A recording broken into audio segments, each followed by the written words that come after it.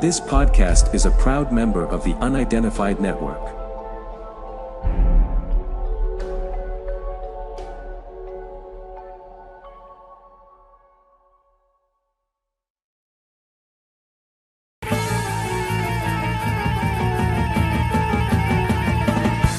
So now, ladies and gentlemen, live and in colour, it's Mr. Wayne Lovejuice.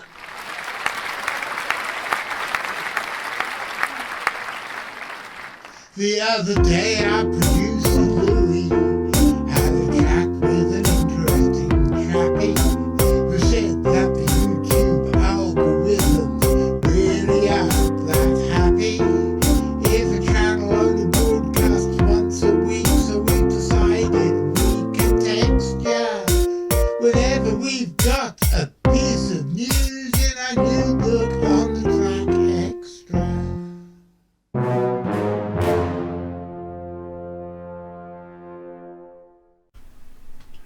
Good evening, ladies and gentlemen. My name's John Downs. I'm the director of an organisation called the Centre for Fortean Zoology, and welcome to another episode On the Track Extra.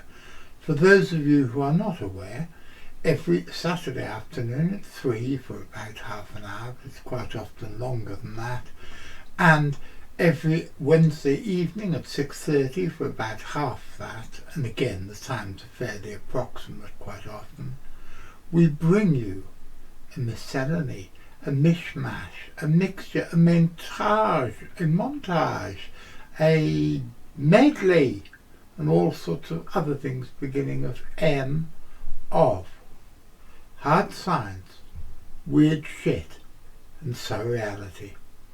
What's surreality? Well, I think you'd better go and ask her. I agree with Valerie Solanas. I think the surreality is a bourgeois construct invented by the patriarchy, and so because it was made by boys, that means it's silly. Well, it's a good thing that cats don't wear upper undergarments, because I'm sure she would have burnt them all by now and probably set fire to my bedroom. Because, despite being a feminist little cat who stands against the patriarchy, she always comes to cuddle daddy in bed every night. I'm not going to comment. But for those of you who don't know, Valerie Solanas was the woman who shot Andy Warhol.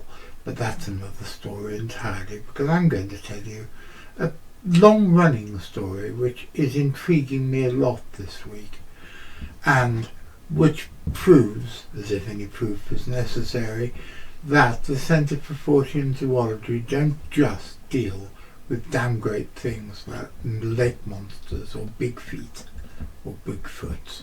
I think it's Bigfoots, not big feet, or wood roses or whatever else we rush around the world dealing with. Because this is a mystery that's far closer to home.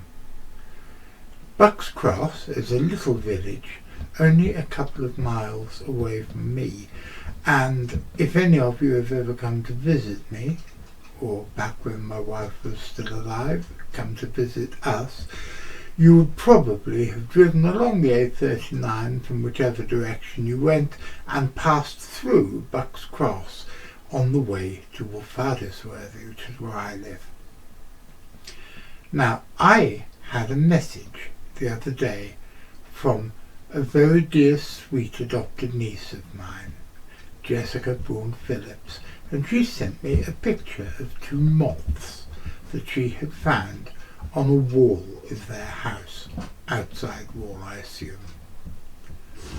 Now, I've been studying the insect fauna of this little slice of North Devon on and off for 53 years. And it's sad to see how the once thriving populations of various species have declined rapidly. For example, when I was a boy and a teenager, whenever I caught the bus to school in the mornings, I'd always first look along the wall of the village shop, and you can see that here, because attracted to the street light there were always a whole string of different species of moth. These days I don't know if they've changed the type of light in the street light or what, but you hardly ever see any there. But back in the day, one of the most common moths to turn up at the streetlight lure was this, the white ermine. It was probably the most common macro moth in the village, and I became very fond of them. And once or twice I caught one of these, the buff ermine, which is closely related but a completely different species. You can tell what they look like and the comparisons and the differences if I put these two pictures together like this. Here, by the way, I would like to apologise for the noise of an enthusiastic little dog running up and down stairs. I don't know what he's doing or why he's doing it, but it is rather annoying when you're trying to produce an entertaining and educational little film about moths. However, Archie lives here as well, and I'm sure he has his reasons for running about being stupid, but I'm digressing. When you look at the two moths together, you can see that not only is the colour different, but the buff ermine is much stockier, and even more important, the white ermine doesn't have the thick black antennae that the buff ermine does. Now, back to the story. The other day I received a photograph from Jessica Bourne-Phillips saying, "Uncle John, look what I've got." And she took a photograph of two moths showing what happens when a mummy moth and a daddy moth love each other very much on the wall of her house. What are they? She'd looked on the animal identification app on her iPhone, and she reckoned, quite rightly, that at least one of them at least was a buff ermine. Look at the picture. The moth facing downwards is undoubtedly a buff ermine. Just check out this page from the UK Moths Identification website. I think that looking at this page and all the different images on it, that there's absolutely no doubt that what we're looking at is a buff ermine, because although there are colour variants of the buff ermine, it's not the buff colour that changes, it's the number of spots, as you can see from these images. But what about the other one? The other one looks white to me, and if it's white, that means it can't be a buff ermine, not unless there's a colour variant of buff ermine which we didn't know about. And so let's look at the British Moths page for the white ermine and see what we can find there. Well, as you can see, there's a far greater range of colours and patternation in this species than there was in the previous species. And look, yes, there is at least one buff-coloured variant of the white ermine moth. So is this what we've got here? Have we just got two colour variants of the same species getting it on? Or have we got something a little stranger? I think the only thing we can do is to look at their antennae. Now, if you look closely at the one which is undoubtedly a buff ermine, you'll see that its antennae are relatively thick and dark in colour, almost black. And if you look at the one that may be a white ermine, and almost certainly isn't a buff ermine, you'll see that its antennae are far less marked. They're a lighter colour and not so impressive. Now, I'd always been told that that was the way to differentiate between the two species. But then if you go back to the white ermine identification page on the UK Moths website, you'll see that this just simply isn't so. Some variants of the white ermine have the big bushy antennae of the buff ermine, and others don't. So how are we going to differentiate between these two moths? In the grand scheme of things, it doesn't matter. But in natural history, everything matters. And the fact that you have got what appears to be two closely related but not identical species having a cross-species mating is particularly interesting. And it makes one wonder what the offspring, if indeed the mating would be fertile, what the offspring would look like. But there is something else to come into the mix. There are actually 3 species of ermine in the Arctinidae family. And look, here's the third. It's the water ermine, which is far more rare than any of them. I don't think I've ever seen one.